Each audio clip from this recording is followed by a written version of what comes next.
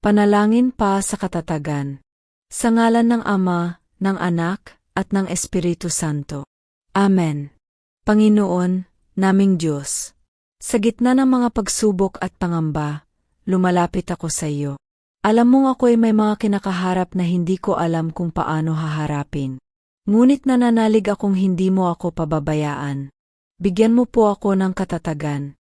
Katatagan ng loob upang hindi sumuko. Katatagan ng pananampalataya upang patuloy na maniwala. At katatagan ng Espiritu upang haapin ang bukas ng may pag-asa. Kung ako man ay madapa, Panginoon, tulungan mo akong muling tumayo. Kung ako man ay manghina, ikaw po ang maging lakas ko. Kung ako'y maligaw ng landas, gabayan mo ako pabalik sa liwanag. Naway sa bawat unos ng buhay, ikaw ang maging matibay kong sandigan. Maraming salamat, Panginoon, sa iyong walang hanggang pag-ibig at pagkalinga. Sa iyo ko po iniaalay ang lahat. Amen. Sa ngalan ng Ama, ng Anak, at ng Espiritu Santo. Amen.